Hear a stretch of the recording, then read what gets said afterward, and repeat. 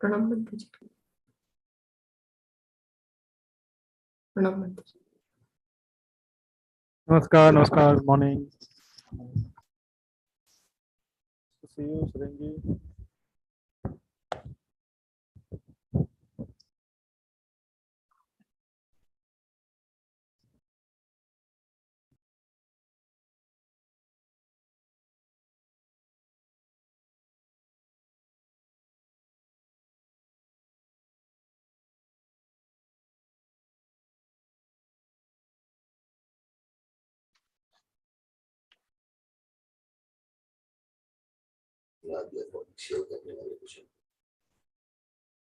नमस्कार बनते जी, प्रणाम। नमस्कार सब, मॉर्निंग।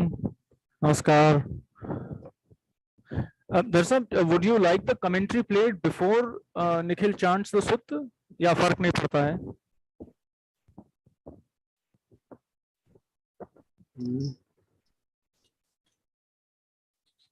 दरअसल मैं पूछ रहा था, वो जो हमारे पास आपकी कमेंट्री है ना ऑन सलायतन विभंग सुत्त, जी वो हम पहले प्ले कर दें तो बेहतर है, डू यू फील, या कोई बात नहीं, चलने दें हम जैसा अभी कर रहे हैं? आपको क्या लगता है?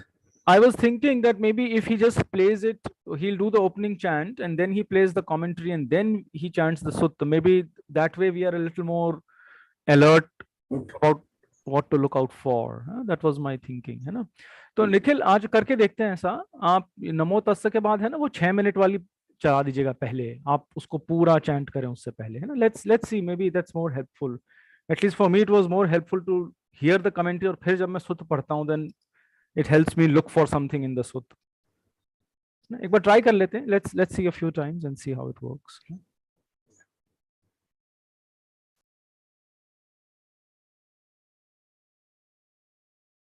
नमस्ते, स्वागत है सभी का प्रातःकाल के आज के सत्र में। सोनल जी को आमंत्रित करता हूं कि वो सत्र को प्रारंभ करने के लिए प्रारंभिक वंदना एवं आत्मनाम का पाठ करें। ओवर टू यू सोनल जी।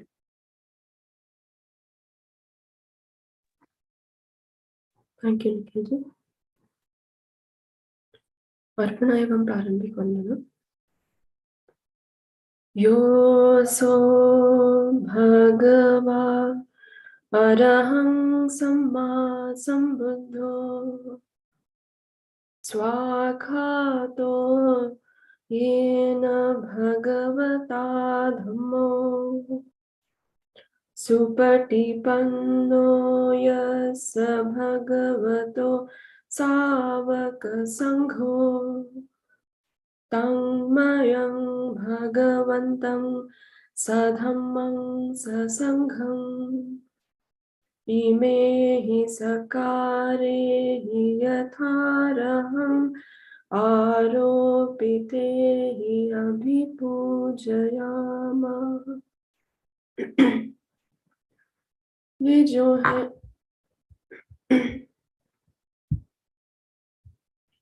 वे जो है अरहंत भगवान सम्यक संबुद्ध, भगवान के द्वारा अच्छी तरह समझाया गया धर्म के मार्ग को अच्छी तरह प्रतिपादित करने वाले भगवान के श्रावक संघ, उन भगवान बुद्ध धर्म और संघ की हम यथोचित सत्कार से पूजा करते हैं।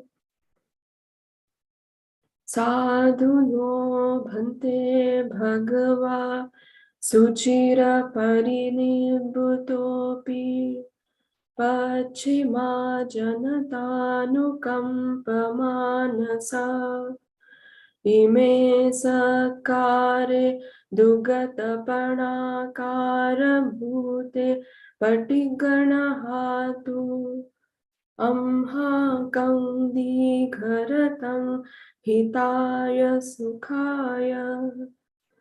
हमारा सौभाग्य कि भगवान को महान निर्वाण की प्राप्ति के बाद भी आगे आने वाली पीढ़ी पर अनुकंपा थी। आदर पूर्वक दी गई यह तुच्छ भेंट कृपया स्वीकार करें, हमारे दीर्घकालिक हित और सुख के लिए। अरहं सम्मा सम्बुद्धो भगवा बुद्धं भगवन्तं अभिवादेमि। स्वाखातो भगवता धम्मो धम्मं नमस्सामि।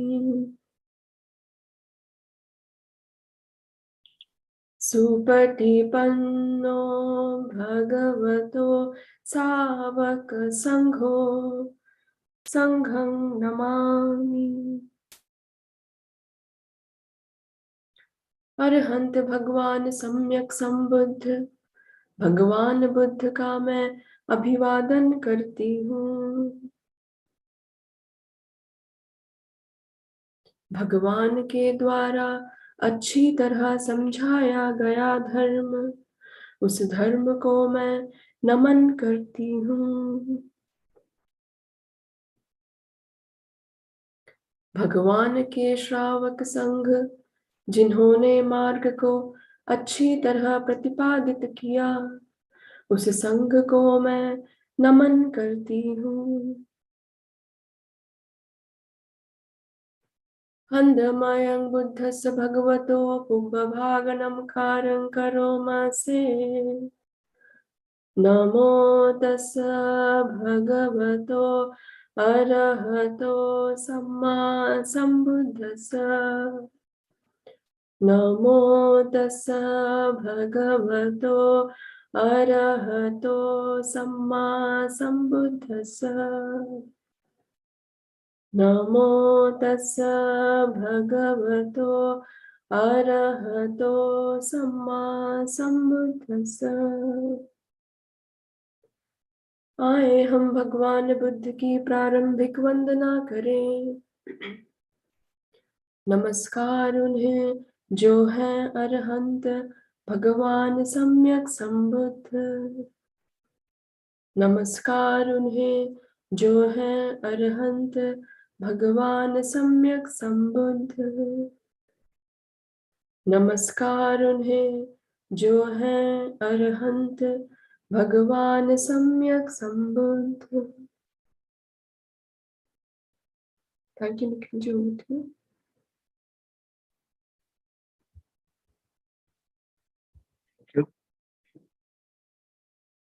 तो अब हम सर की जो छोटी सी कमेंट्री थी सनातन विभंग सूत्र पर, उसको सुनते हैं।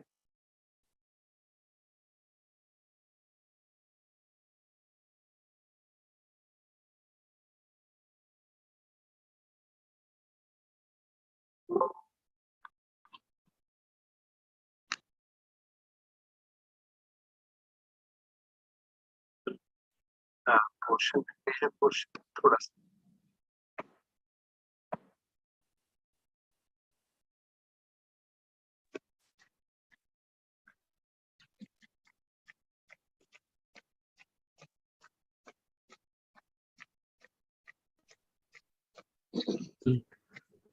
पोर्शन है, मेजर पोर्शन है, थोड़ा सा पोर्शन हमने उसमें से निकाल दिया. So it is actually a part of the whole sutra. That's first thing. The reason it has been chosen is to, ताकि हमको जो हमने विभिन्न प्रकार की वेदनाओं का डिस्क्रिप्शन 68 सूत्र में पढ़ा था कि 108 तरह की वेदनाएं, 36 अलग अलग तरह के क्लासिफिकेशन, 6 इंद्रियों के आधार पे 6 तरह की वेदनाएं जिनका अपना अपना फ्लेवर होता है. हालांकि ultimately they come down to being pleasant, unpleasant or neutral, but their flavors are quite different. You know, some are gross, some are subtle, और different level of subtlety होती है. और इसलिए उतना उनको जितना सटल होता जाता है उतना उनको पहचानना बड़ा मुश्किल हो जाता है. We get into a lot of difficulties. और जो मेंटल फीलिंग्स है उसकी तो सटलिटी बहुत ज़्यादा है. तो मेंटल फीलिंग्स की जो क्लासिफिकेशन है उसमें वो 36 एंड देन 108 आते हैं स्पेशली. तो वो इसमें एक्सप्लेन किए गए हैं, क्योंकि उसमें शब्द था बेशक गेहसितानी नेखम्मसितानी. तो गेहसितानी मतलब टेक्निकली ऑर्डर करें गृहस्थ के आधार पर, या हम कह सकते हैं worldly the feelings which arise in the mind due to worldly interactions. और दूसरा है नेखम मसितानी, जो कि रिनंसिएशन के आधार पे, त्याग के आधार पे जागती हैं. पिछली बार मैंने उसको भिक्षु ट्रांसलेट किया था, which is not wrong, but I think in the spirit of it, it should be seen as त्याग आधारित.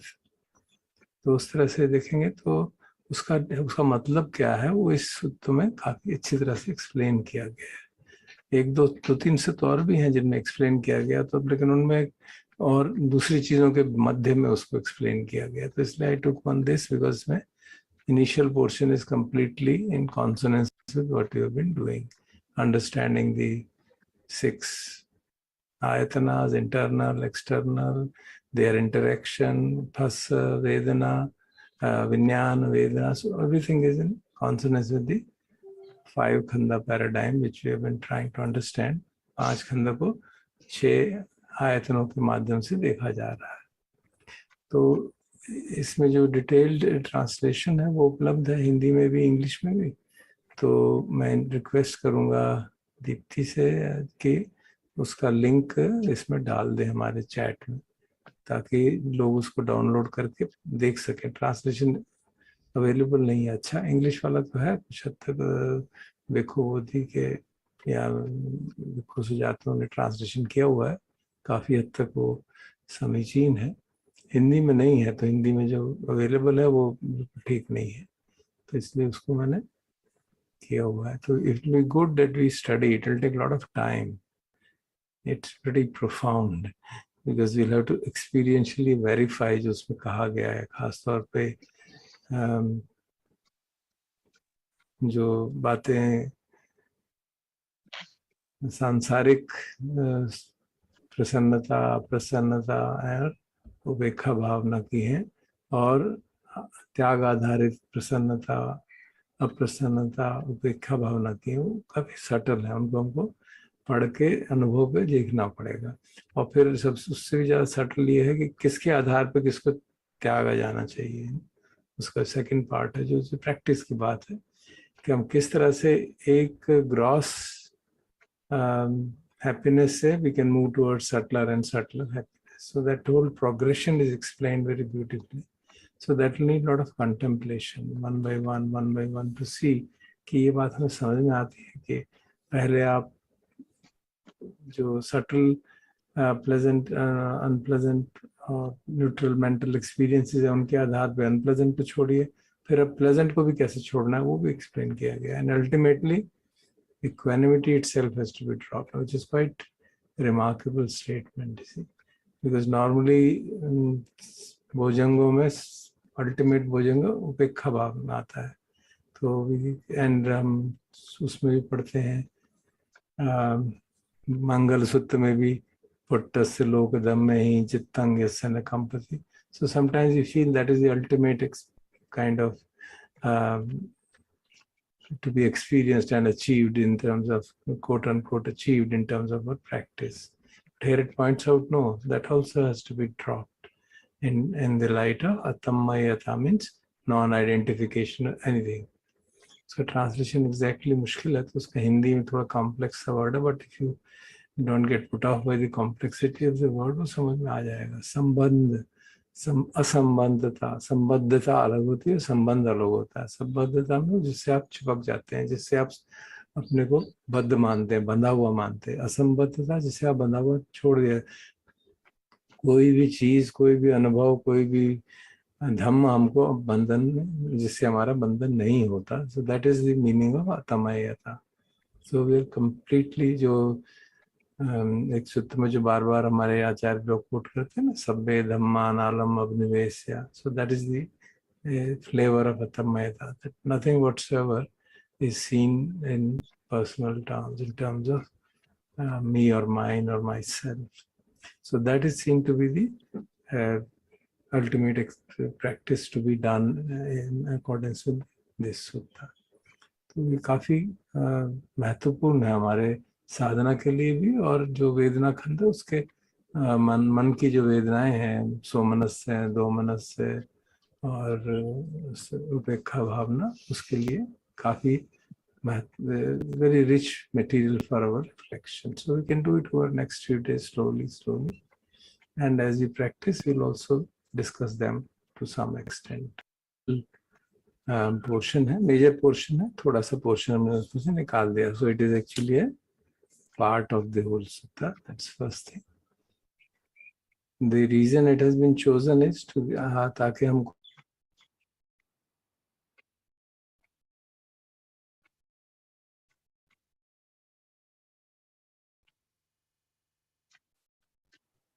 सो निखिल अब हमारे लिए सुत चैंट करेंगे और माय सजेशन इज के हम उसको खैर ध्यान से तो सुना ही, बट जो हम में से जो लोग कर सकते हैं वो उसको साथ अगर पढ़ते हैं, at least I find it very helpful because sometimes just listening to it is for me at least not so possible.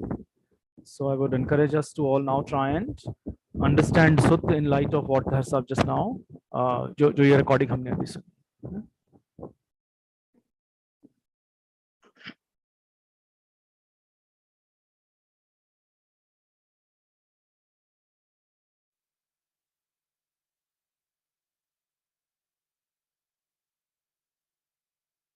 छह आयतनों का विश्लेषण.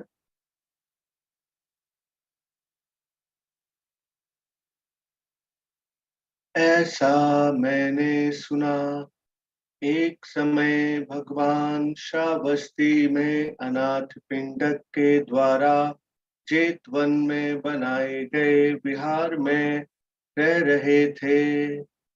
वहां भगवान ने भिक्षुओं को कहा, भिक्षुओं जी भंते. भिक्षुओं ने प्रत्युत्तर में कहा, भगवान ने यह कहा, भिक्षुओं मैं तुम्हें छह आयतनों का विश्लेषण समझाऊंगा.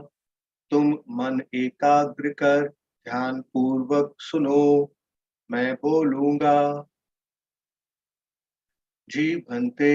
भिक्षुओं ने प्रत्युत्तर में कहा, भगवान ने ऐसा कहा, छह भीतरी आयतनों को जानना चाहिए, छह बाहरी आयतनों को जानना चाहिए, छह विज्ञानों के समूह को जानना चाहिए, छह स्पर्शों के समूह को जानना चाहिए, 18 प्रकार के चिंतन मनन को जानना चाहिए, प्राणियों की 36 अवस्थाओं को जानना चाहिए, उनमें इस पर आश्रित हो उसका परित्याग कर देना.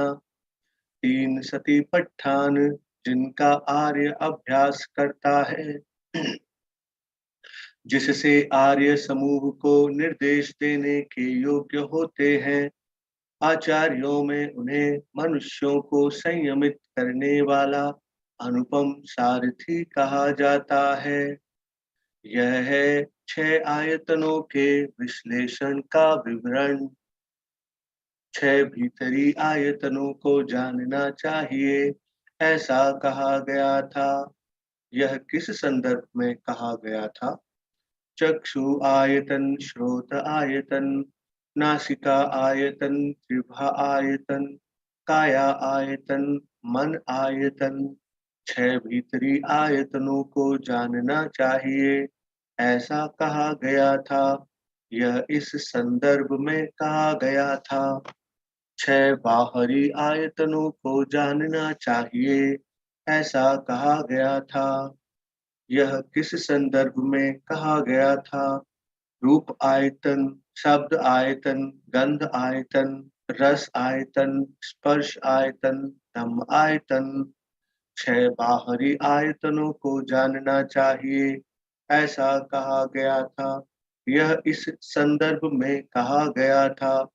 छह विज्ञानों के समूह को जानना चाहिए, ऐसा कहा गया था. यह किस संदर्भ में कहा गया था? चक्षु विज्ञान, श्रोत विज्ञान, नासिका विज्ञान, जिह्वा विज्ञान, काया विज्ञान, मनोविज्ञान.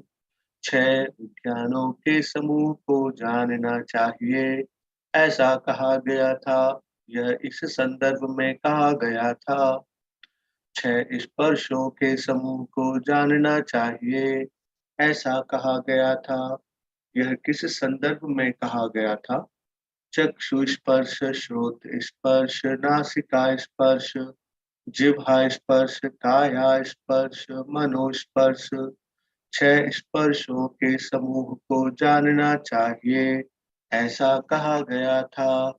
यह इस संदर्भ में कहा गया था। 18 प्रकार के चिंतन मनन को जानना चाहिए, ऐसा कहा गया था। यह किस संदर्भ में कहा गया था? चक्षु से रूप देखने पर ऐसे रूप का चिंतन मनन करना जिससे प्रसन्नता जागे।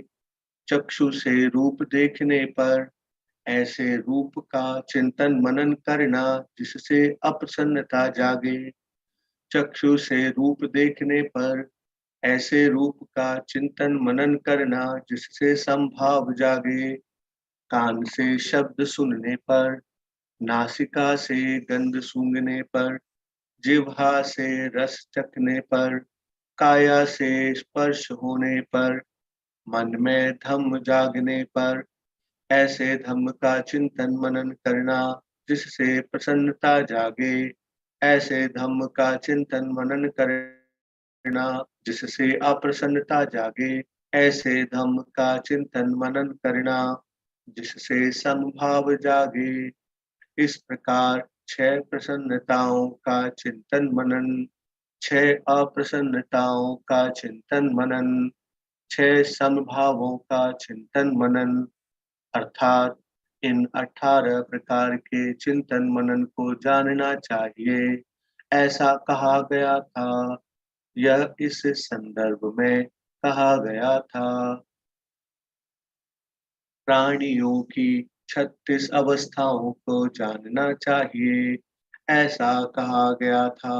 यह किस संदर्भ में कहा गया था? 6 गृहस्थ प्रसन्नताएं, 6 त्याग आधारित प्रसन्नताएं, 6 गृहस्थ अप्रसन्नताएं, 6 त्याग आधारित अप्रसन्नताएं, 6 गृहस्थ संभाव, 6 त्याग आधारित संभाव। तो गृहस्थ सांसारिक प्रसन्नताओं के 6 प्रकार क्या है?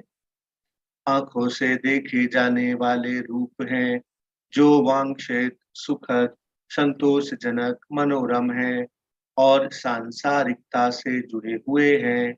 जब कोई उन्हें प्राप्त करता है या देखता है कि वह उन्हें प्राप्त कर रहा है, या जब कोई याद करता है कि उसने अतीत में ऐसा क्या हासिल किया है जो समाप्त हो गया या बदल गया है, तो प्रसन्नता पैदा होती है। ऐसी प्रसन्नता को गृहस्थ सांसारिक प्रसन्नता कहा जाता है। इसी प्रकार कान से सुनाई देने वाले शब्द, नाक से सूंघे जाने वाली गंध, जीभ से चखे जाने वाले स्वाद, शरीर से महसूस किए जाने वाले स्पर्श, मन से सोचे जाने वाले धम्म, जो वांछित, सुखद, तो प्रसन्नता पैदा होती है। ऐसी प्रसन्नता को गृहस्थ सांसारिक प्रसन्नता कहा जाता है। यह है 6 प्रकार की गृहस्थ सांसारिक प्रसन्नताएं। तो त्याग आधारित प्रसन्नताओं के 6 प्रकार क्या है? यह जानते हुए कि रूप अनित्य, परिवर्तनशील, क्षय और समाप्त होते हैं। जब कोई यथाभूत प्रज्ञापूर्वक देखता है कि सभी पूर्व रूप और सभी वर्तमान रूप अनित्य, असंतोषजनक और परिवर्तनशील प्रकृति के हैं, तो प्रसन्नता उत्पन्न होती है। ऐसी प्रसन्नता को त्याग आधारित प्रसन्नता कहा जाता है। इसी प्रकार कान से सुनाई देने वाले शब्द, नाक से सूंघे जाने वाली गंध, जीभ से चखे जाने वाले स्वाद, शरीर से महसूस किए जाने वाले स्पर्श, मन से सोचे जाने वाले धम्म, यह जानते हुए कि सभी धम्म अनित्य, परिवर्तनशील, क्षय और समाप्त होते हैं, प्रसन्नता उत्पन्न होती है। ऐसी प्रसन्नता को त्याग आधारित प्रसन्नता कहा जाता है। तो गृहस्थ सांसारिक अप्रसन्नताओं के 6 प्रकार क्या है? आंखों से देखे जाने वाले रूप, कान से सुनाई देने वाले शब्द, नाक से सूंघे जाने वाली गंध, जीभ से चखे जाने वाले स्वाद, शरीर से महसूस किए जाने वाले स्पर्श, मन से सोचे जाने वाले धम्म, जो वांछित, सुखद, संतोषजनक, मनोरम है और सांसारिकता से जुड़े हुए हैं, जब कोई उन्हें प्राप्त नहीं कर पाता है या देखता है कि वह उन्हें प्राप्त नहीं कर रहा है, या जब कोई याद करता है कि उसने अतीत में ऐसा क्या हासिल नहीं किया है जो समाप्त हो गया या बदल गया है, तो अप्रसन्नता पैदा होती है। ऐसी अप्रसन्नता को गृहस्थ सांसारिक अप्रसन्नता कहा जाता है। यह है 6 प्रकार की गृहस्थ अप्रसन्नताएं। तो त्याग आधारित अप्रसन्नताओं के 6 प्रकार क्या है? यह जानते हुए कि रूप अनित्य, परिवर्तनशील, क्षय और समाप्त होते हैं, जब कोई यथाभूत प्रज्ञापूर्वक देखता है कि सभी पूर्व रूप और सभी वर्तमान रूप अनित्य, असंतोषजनक और परिवर्तनशील प्रकृति के हैं, तो अनुपम विमुक्ति की लालसा स्थापित करता है। मैं कब उस आयाम में प्रविष्ट हो उसमें विहार करूंगा, जिसमें आर्य प्रविष्ट हो विहार करते हैं। इस अनुपम विमुक्ति की लालसा स्थापित होने पर उस लालसा के कारण अप्रसन्नता उत्पन्न होती है। ऐसी अप्रसन्नता को त्याग आधारित अप्रसन्नता कहते हैं। इसी प्रकार कान से सुनाई देने वाले शब्द, नाक से सूंघे जाने वाली गंध, जीभ से चखे जाने वाले स्वाद, शरीर से महसूस किए जाने वाले स्पर्श, मन से सोचे जाने वाले धम्म, यह जानते हुए कि सभी धम्म अनित्य, परिवर्तनशील, क्षय और समाप्त होते हैं, जब कोई यथाभूत प्रज्ञा पूर्वक देखता है, तो अनुपम विमुक्ति की लालसा स्थापित करता है। मैं कब उस आयाम में प्रविष्ट हो उसमें विहार करूंगा, जिसमें आर्य प्रविष्ट हो विहार करते हैं।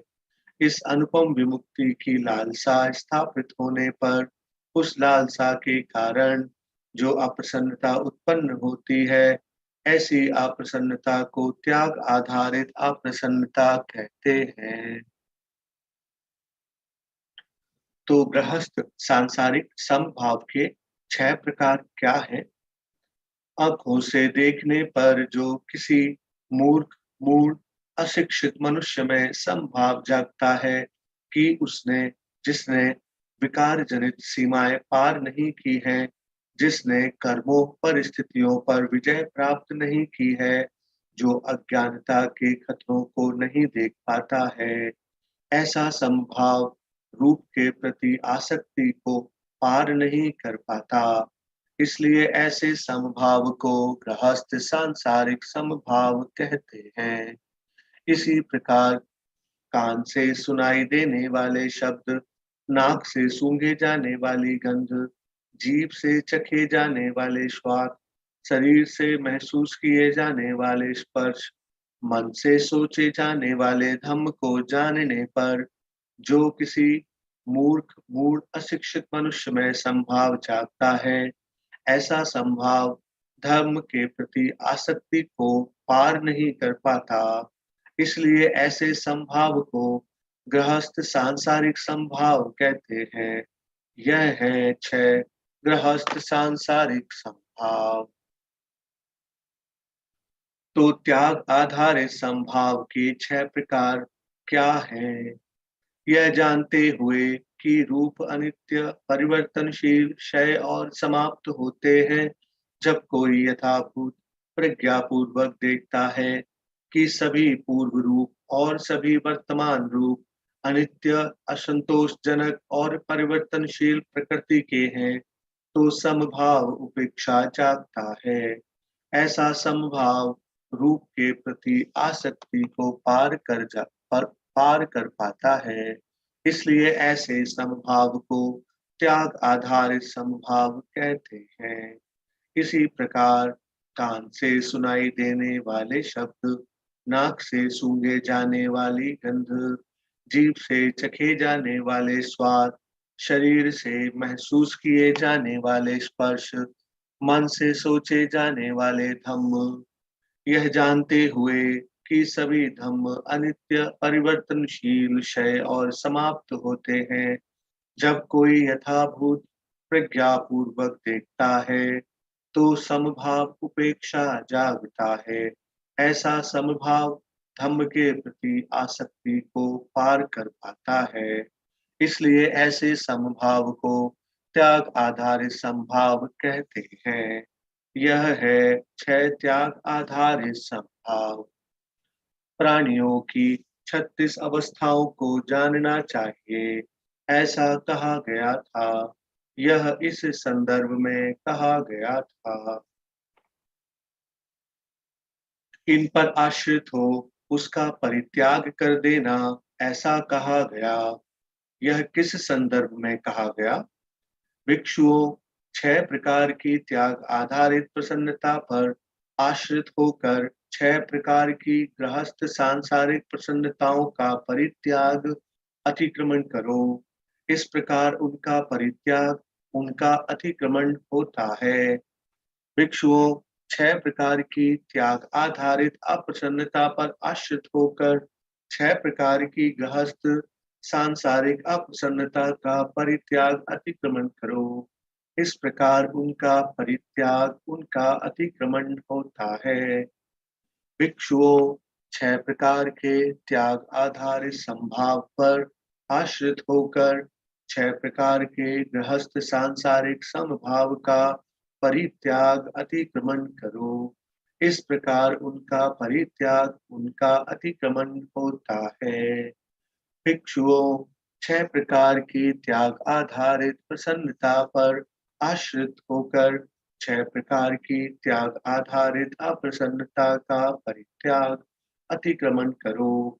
इस प्रकार उनका परित्याग उनका अतिक्रमण होता है।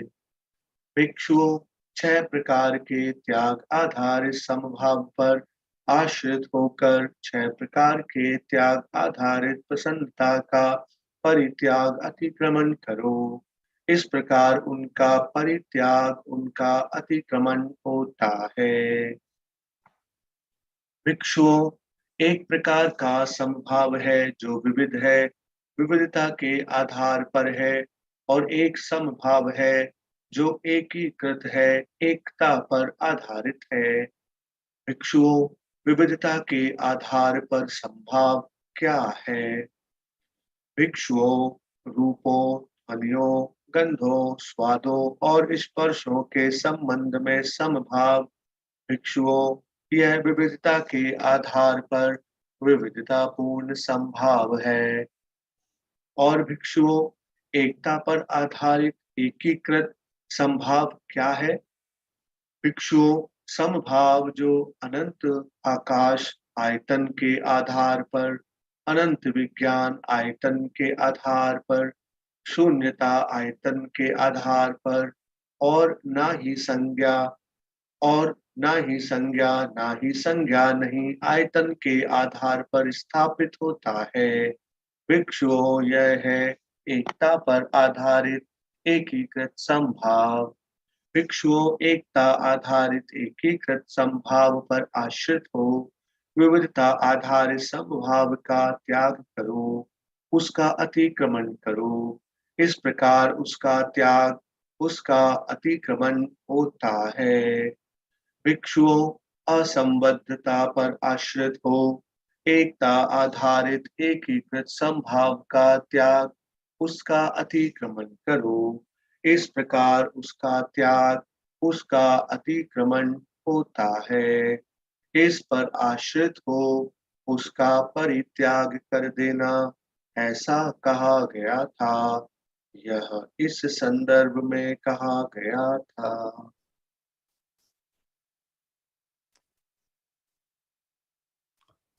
Very nice, Sadhu. Nikhil, thank you. Very good. Darsab, just before you begin, can I quickly check? आपने उपेक्षा को यहाँ संभाव बना दिया है, and you have usually used the phrase संतुलित चित्त. So was there something in particular you were thinking?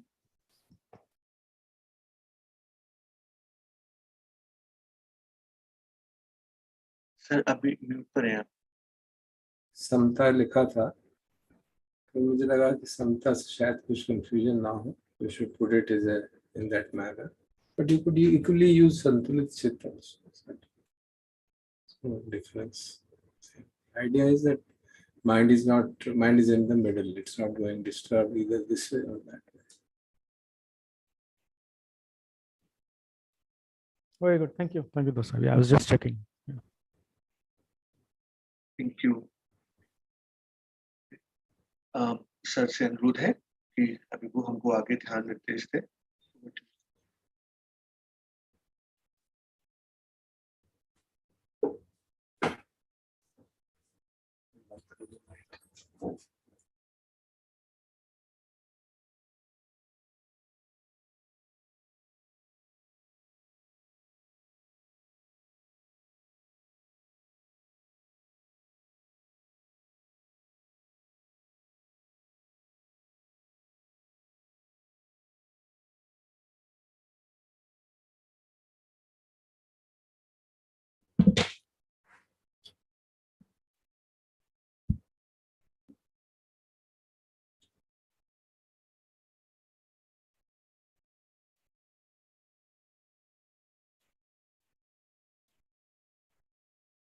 साधना शुरू करते हैं रोज की तरह चित्त को समाहित करके.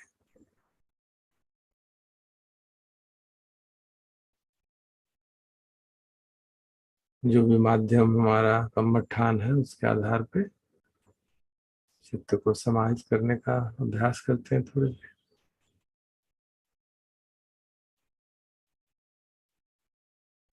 कोई भी थॉट जो बहुत प्रभावी रहा कल के दिन, उसको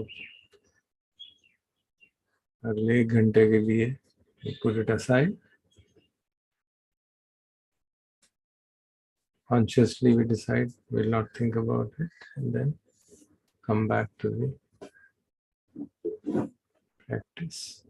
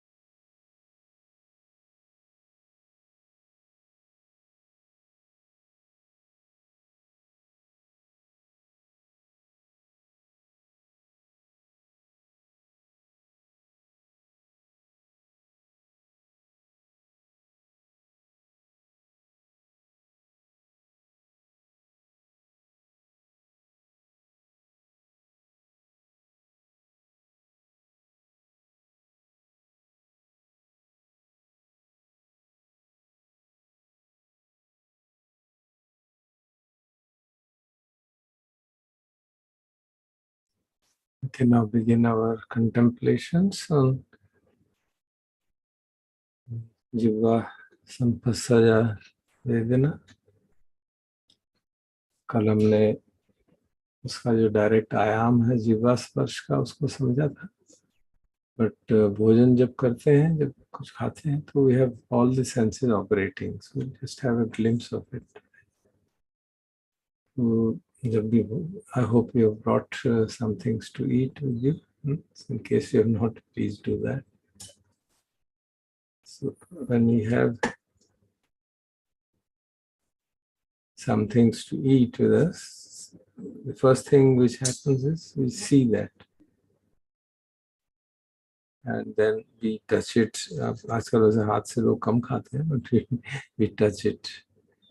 So these are दो इंद्रियां हमारी immediately काम करती हैं, और देखने के माध्यम से अगर उसकी फूड की लेआउट अच्छा नहीं है, प्रेजेंटेशन अच्छी नहीं है, it creates a unpleasant feeling at the eye sense too, and that itself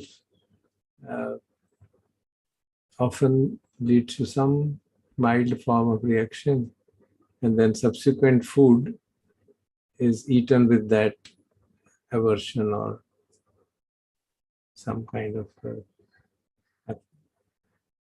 craving for that food. जो सांसारिक प्रसन्नता की अनुभव है, वो शुरू हो जाता है. सांसारिक प्रसन्नता का अनुभव होना देखने मात्र से ही शुरू हो जाता है. फिर उसको छूते हैं तो उसका हर एक चीज का अलग अलग टेक्सचर है. ये दो चीजें हैं, खाने की बिस्किट हैं, इनके टेक्सचर आप देख सकते हैं बिल्कुल अलग अलग है. We don't normally feel them, maybe it's not very significant, but the smell is quite significant. वो भी हम जल्दी जल्दी में खाते हैं तो वो भी नहीं ले पाते. But if you take whatever you got, if you smell these two different things, you will see they have totally different smells. उनकी शेप तो डिफरेंट है, ये स्मेल भी डिफरेंट है. And they are helpful also in selecting what to eat and what not to eat. क्योंकि देखने से भी कई बार पता चल जाता है कि इसमें कोई ऐसी चीज तो नहीं पड़ी हुई जो मुझे नहीं खानी चाहिए. कंकर पड़ा है, कोई कीड़ा वीड़ा पर तो नहीं आ गया गलती से. those kind of very practical things are important, are revealed by this sense of sight.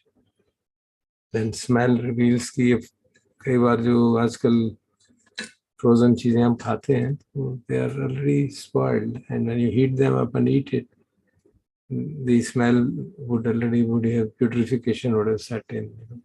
कई चीजें जो होती हैं बहुत शेल्फ लाइफ कम होती है, देखने में बुरी नहीं लगती, but if you take them there, even smell is bad, and then you can be safe.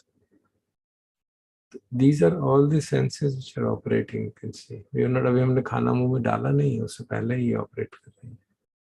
और जब आप खाना डालेंगे मुंह में, तो what will be the first thing which will happen? First, which sense will come in the operation when you put it in them? So this piece of cake, rusk I'm putting. So what is the first thing which sense operates? Jiva संस्पर्श. Sir, physical touch वाला.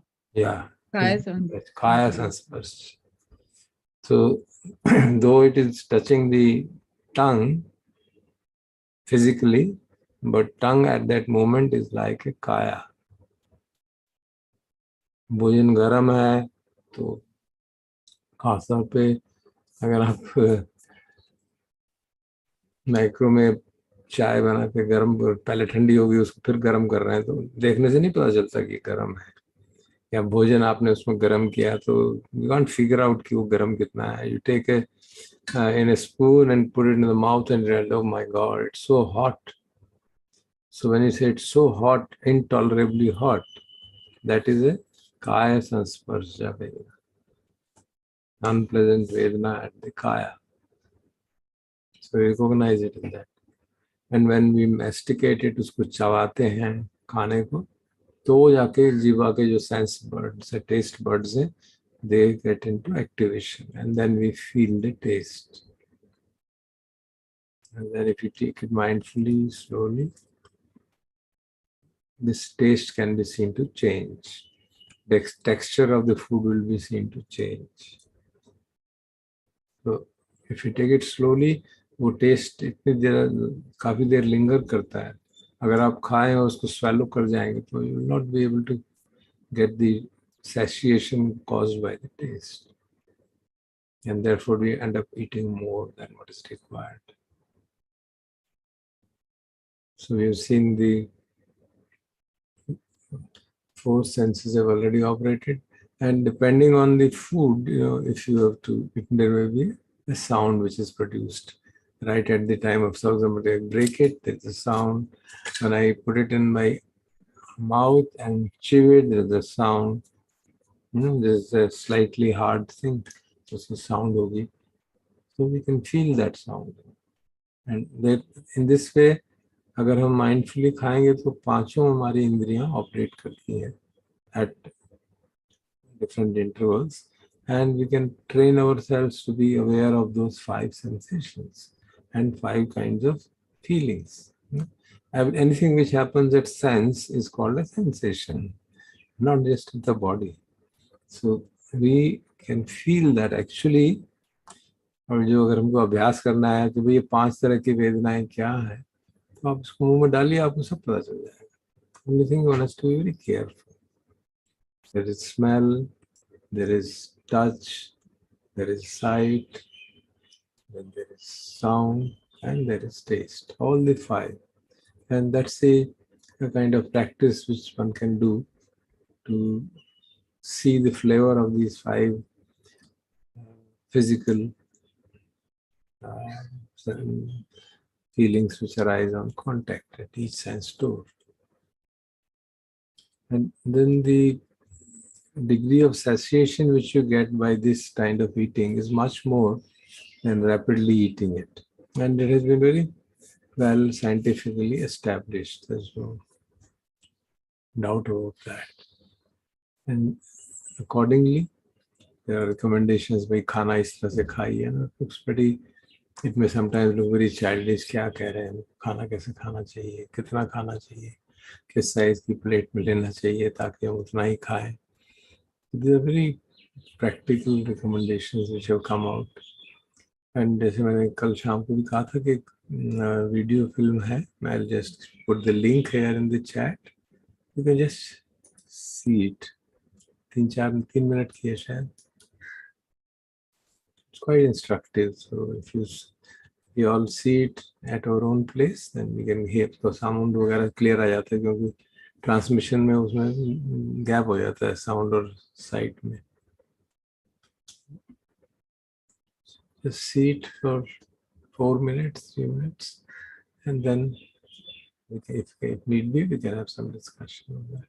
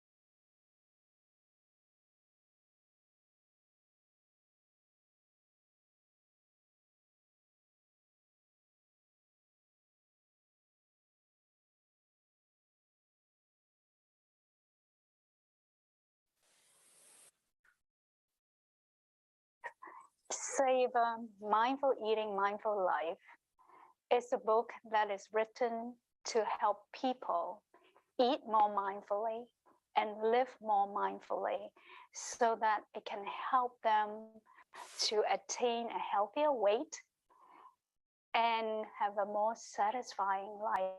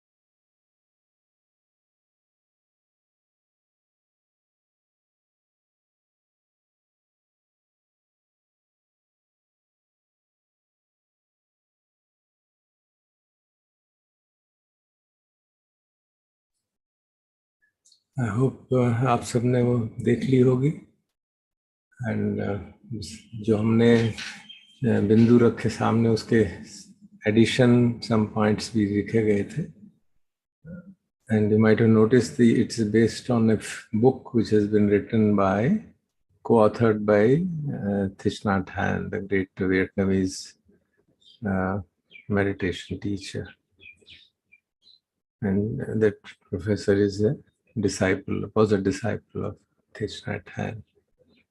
तो उन्होंने जो पहला बिंदु किया था, it may not come directly, it's a question of contemplation, so the issue of engaging the mental thought processes in that manner. That was honoring the food.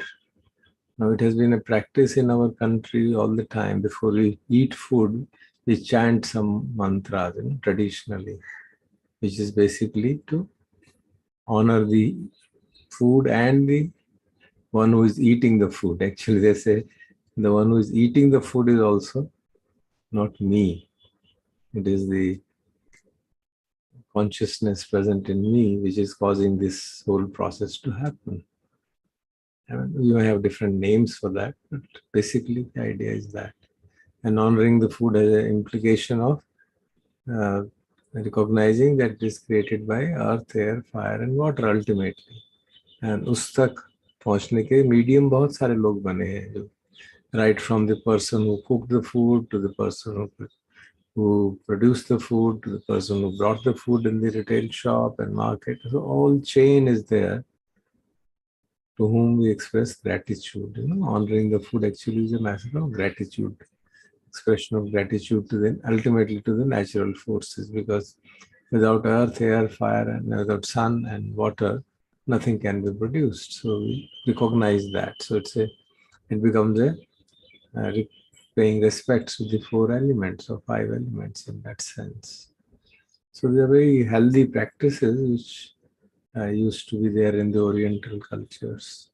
So that is one additional thing. Of course, the other was about size and issues and the mind state with which we are eating. If we are angry, traditionally recommendation कहा जाता है कि अगर आप गुस्सा है तो खाना मत खाइए, पानी पीजिए, कुछ लिक्विड पी लीजिए, and then wait for the anger to find and then eat, because food के बारे में कहा जाता है कि you eat it and eventually it will eat you. That's the kind of words which are used. वो संस्कृत में वर्ड आता है अश्न, उसका मतलब होता है खाना. तो कौन किसको खा रहा है, it depends on what is the temperament, what is the mind state, and अगर आपने जितना खाना चाहिए उससे ज़्यादा खा लिया और जो बचा हुआ है तो एक्चुअली हमको खा जाता है, because it putrefies, undigested food putrefies inside and it begins to create acids and it eats up our body. So the food is seen in that sense, जिसको आप खाते हैं और वो आपको भी खा सकता है. So these are the kind of traditional wisdoms which have helped in understanding what should be our relationship with the food, which of course we've mostly forgotten. So I think that should be enough. Unless we have some queries, we can take that.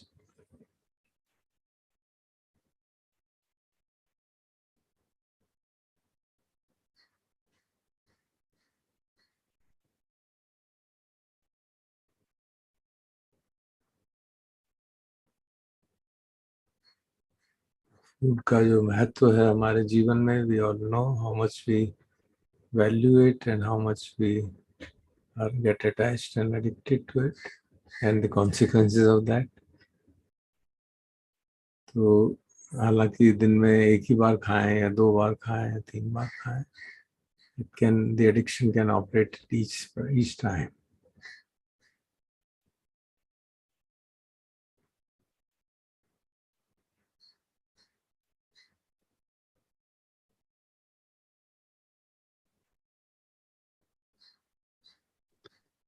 I just wanted to say that in the present context, we normally would keep quiet while eating, but when one sits on a dining table and then you invite people, and then it is expected that you talk. Because if your guests, if they are sitting on the dining table, if you just keep quiet and just start eating, and so that becomes really I have faced it so many times that you are quiet and people say, what has happened to you? You are not even responding to what they are saying. This becomes a social problem, basically. It's not a problem. It is our limited mindfulness. One can be mindful of. जब हम TV पे film देखते हैं तो हम ये नहीं कहते कि भाई आवाज पहले देखेंगे फिर सुनेंगे. You see it simultaneously, you switch automatically. So it's a matter of practice, really. Of course, it's more difficult when you're talking, and that happens once in a while. It's not always happening. We don't get guests every day. Then they won't be guests. So we can always, okay, if you make exception, that also is all right. But as a rule, we can always be mindful while eating, rather than being mindful when we end up getting a stone in the mouth or hair on the plate or some such thing.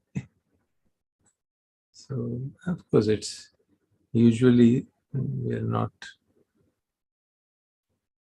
giving attention to that. We can practice slowly. At least the जो addictions हैं उसके अगर है इस तरह का तो बहुत ज़रूरी है. And it's not very difficult really. Taste तो आता ही रहता है, तो उस पर ध्यान देने की जरूरत है. जब प्लेट में खाना पड़ा तो उसको देख तो सकते ही हैं पहले.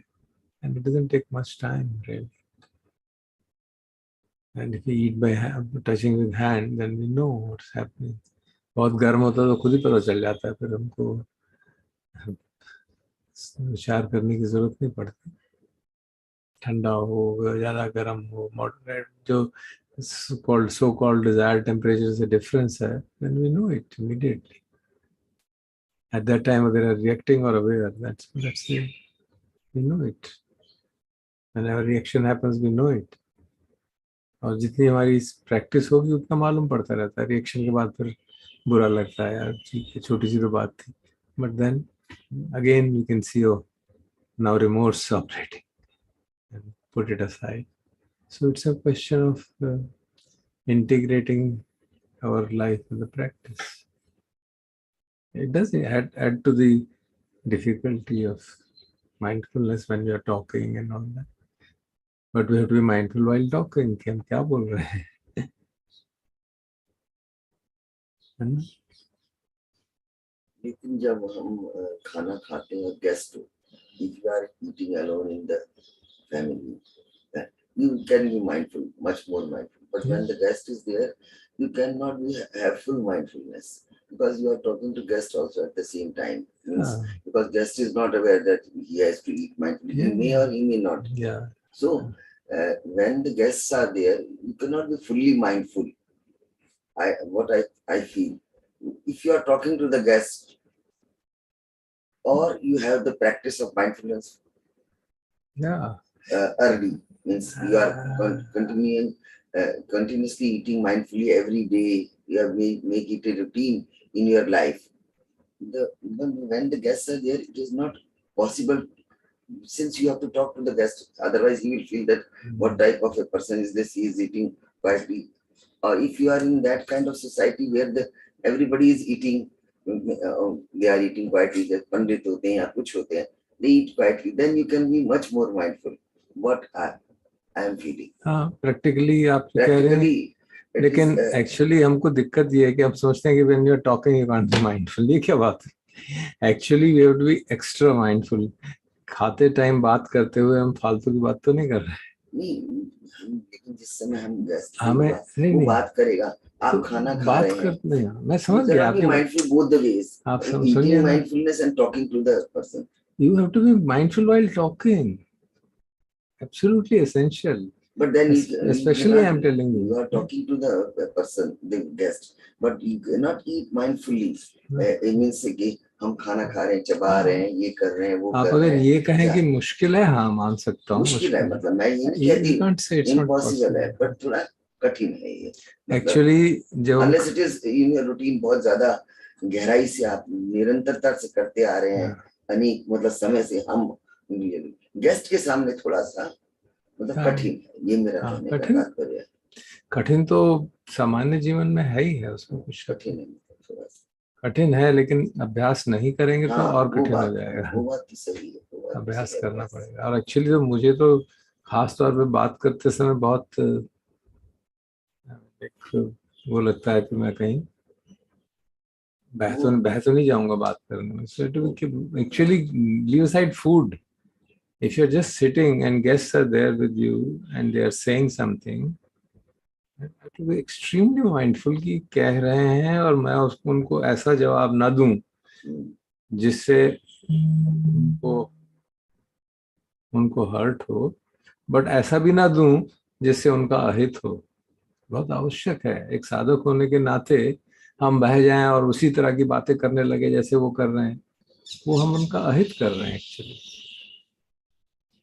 ये अगर आप वैसे ही के साथ माइंडफुली मतलब बहुत ही ज्यादा ऐसे सोच विचार लेती नहीं, या मुझे इनसे ऐसे बात करनी चाहिए, मैं नहीं कहती हूँ, तो अगला जो गेस्ट होगा उसको इसको क्या हो, तो ऐसा मुझे ऐसा लगता है.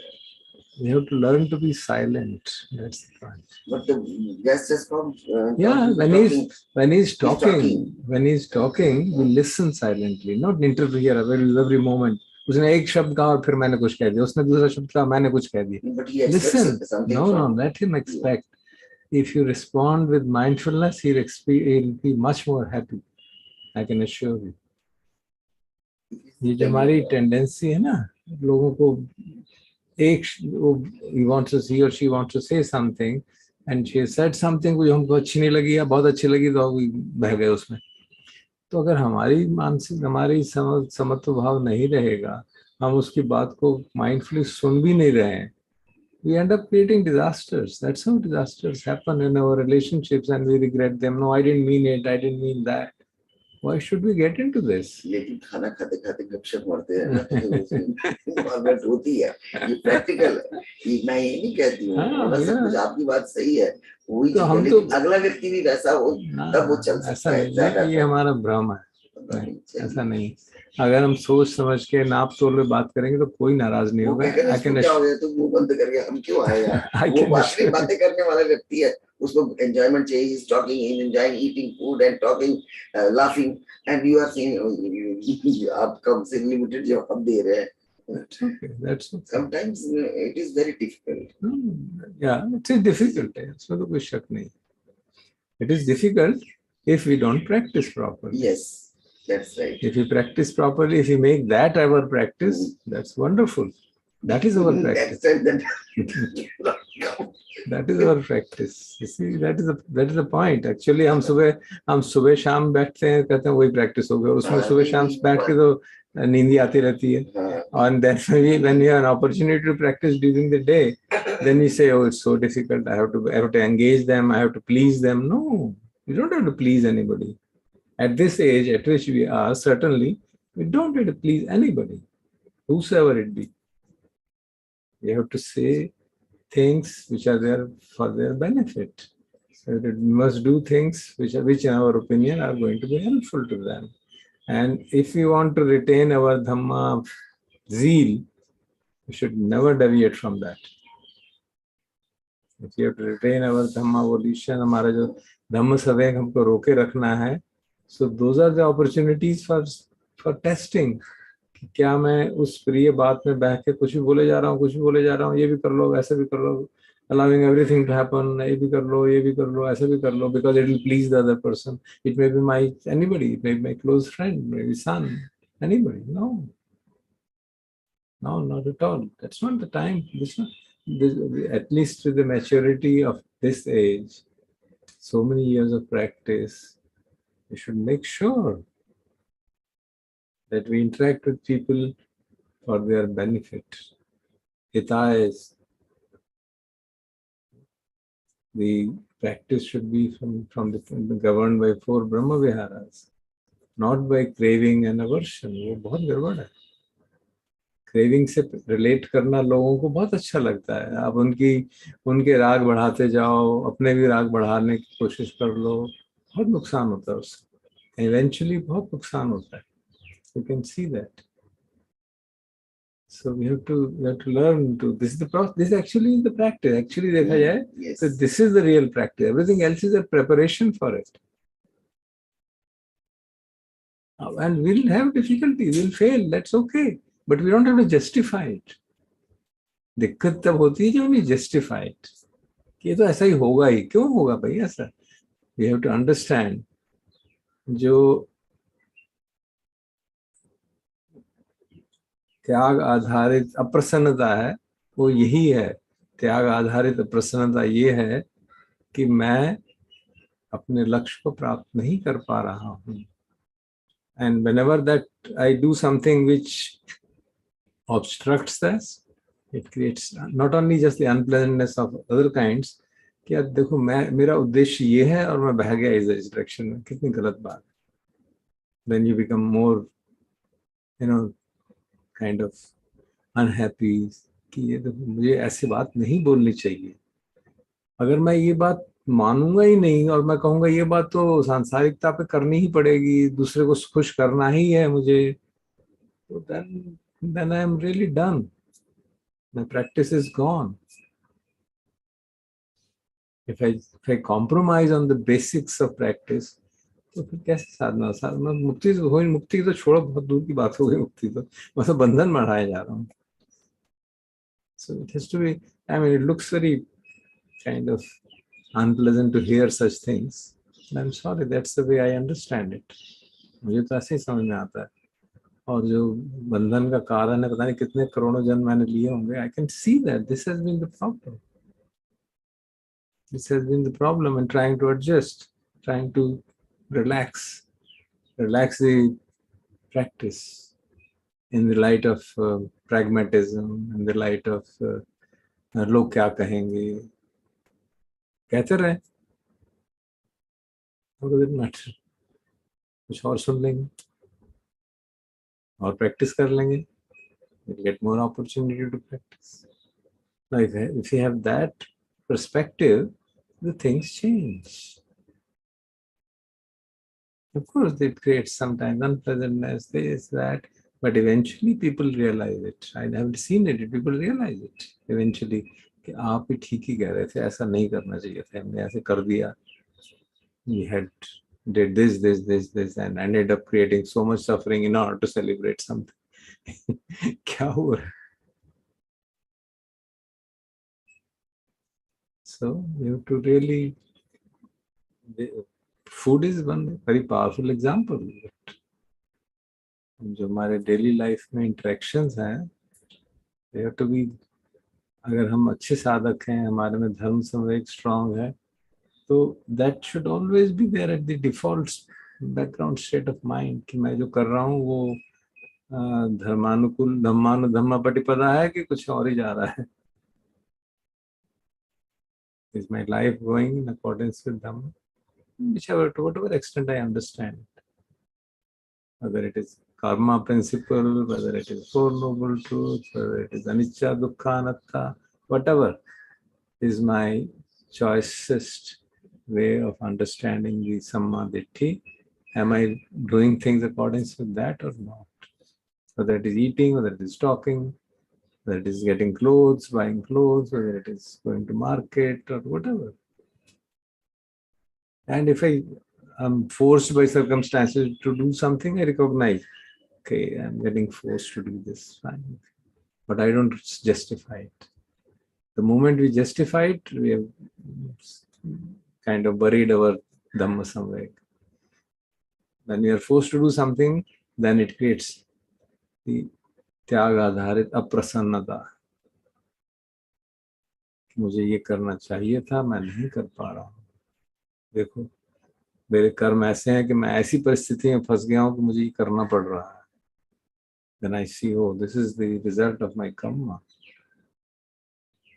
Then I improve my karma in this life. तो मैं ऐसे काम करूँ कि भैया ऐसे आगे परिस्थिति ना. No. So it's up to us really. लंगर वगैरह लगते हैं या कोई शादी में गैदरिंग होती है, people eat. Maybe some may be mindful or some may not be mindful, but at that very moment you can see they are not talking to each other, even if they know or they don't know. Yeah, that's right. We don't have to bother about other people. I am just telling you that you can. There people eat quietly. They don't talk. They don't gossip. Yeah. In langar or in Kashmiri marriages, when they used to eat on the floor, means. It depends really. We are not interested in what others should do and not do. I'm not interested in that really.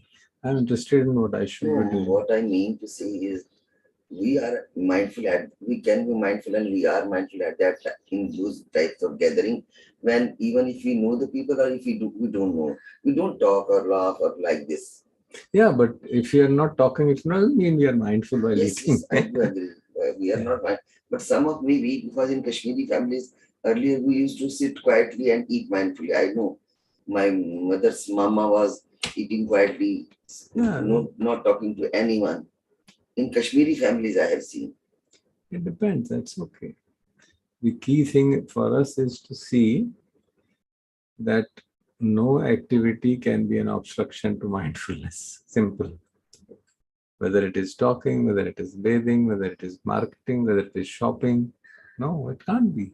How can it be? अजान चा की जो powerful teaching थी, उनको अजान सुमेधो को जब वो गए थे, वो झाड़ू देते हुए परेशान हो रहे थे. There's so much suffering, you know?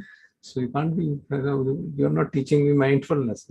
So you can't be mindful while sweeping. And that applies to everything. We should be extra mindful while talking.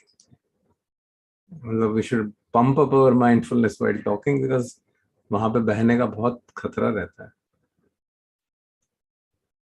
दूसरा क्या कह रहा है उसकी बातों में बहते चले जाते हैं. Sir, I have a question about this. हाँ बोलो बेटा. सर, टॉकिंग में जैसे भी आपने बात करी, इससे मुझ में aversion आ जाता है कि there is a risk to get lost while talking. So how do you deal with that? Yeah, you become aware of it. You become aware. Whatever mind state arises, you become aware of it and have that pragya at the back of your mind. That's very important. I'm presuming, or unfortunately, I tend to presume it, but I think I need to make it explicit. Just observation is not going to do anything unless you have panya at the back. Yes, I'm assuming that we have the understanding of the fundamentals of Dhamma, which means whichever way you look at it, as just now recounted, मैंने कहा था ना कि anicca, dukkha, anatta, achara, satya, principle of karma, all that is properly understood. Then whatever arises, we see this is arising. Yeah? It's impermanent. Okay, it doesn't matter. And we pause and then do the next, whatever is the right thing, which उस समय जितनी हमारे में प्रज्ञा है, उस समय जितनी हमारी चैंटिंग में आता है ना, यथा सती यथा बलम मनसि करोमा अनुपटि पजामा. It's a very beautiful way of putting it, ना. जितनी हमारी समझ बल है, आध्यात्मिक बल है, जितना हमारी सती है, उसके हिसाब से I practice the Dhamma. सासानो पटिपति I practice it. उसके कारण मेरे सारे दुख का अंत का मार्ग प्रशस्त हो. It's a beautiful way of putting it, you know.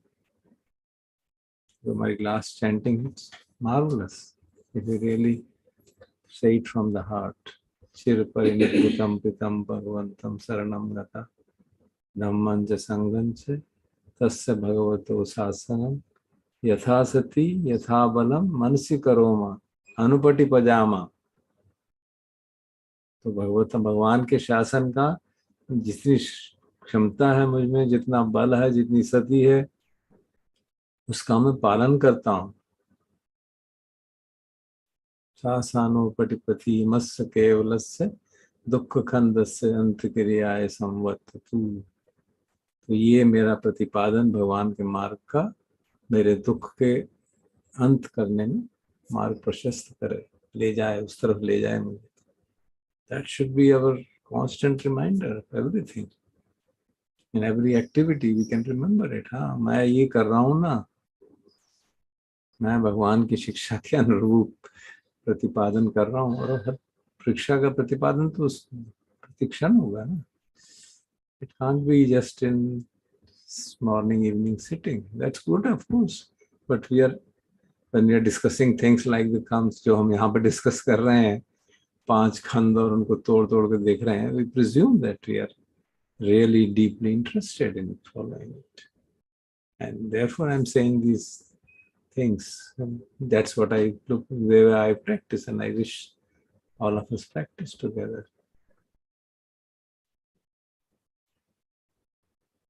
भूल जाता है, ऐसा नहीं है कि constantly याद भूल जाते हैं. It's okay, we forget it, then we do it again, then we remember again, restart, and we don't get disheartened, we don't get averse with it. That's the key thing.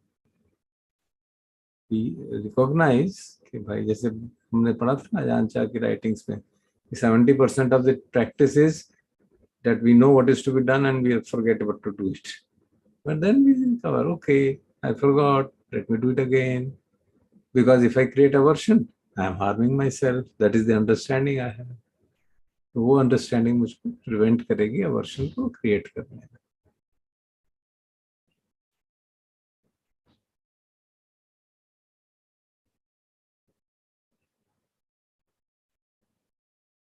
Does it help, Shant?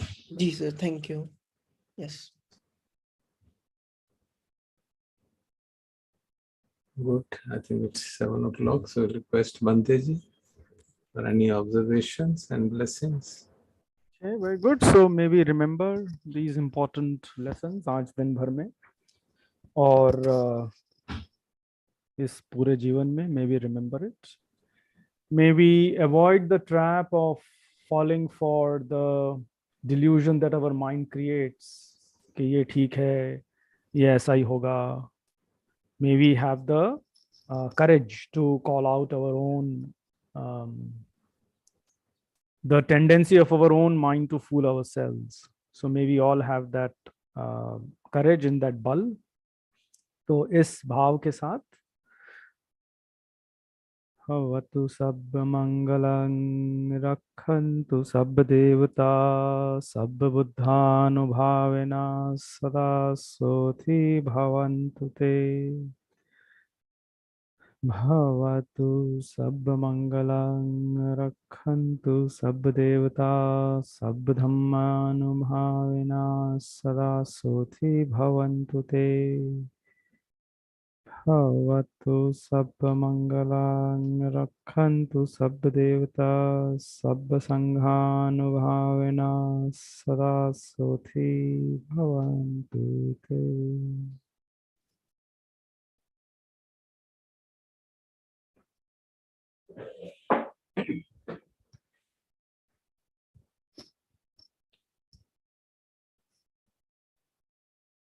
अरहं सम्मा सम्बुद्धो भगवा बुद्धं भगवन्तं अभिवादेमि स्वाखातो भगवता धम्मो धम्मं नमस्सामि सुपटिपन्नो भगवतो सावक संघो संघं Namami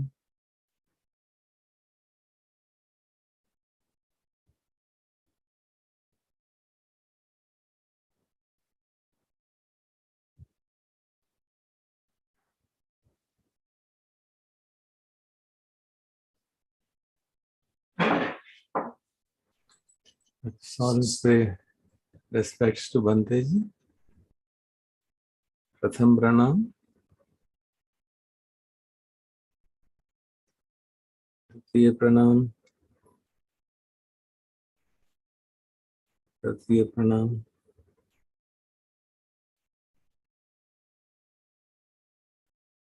Thank you all. Thank you all for joining and creating beautiful discussions. Thanks to Madam for asking questions. Thank you, sir. Thank you. Thank you, Auntie. Thank you. Thank you, sir.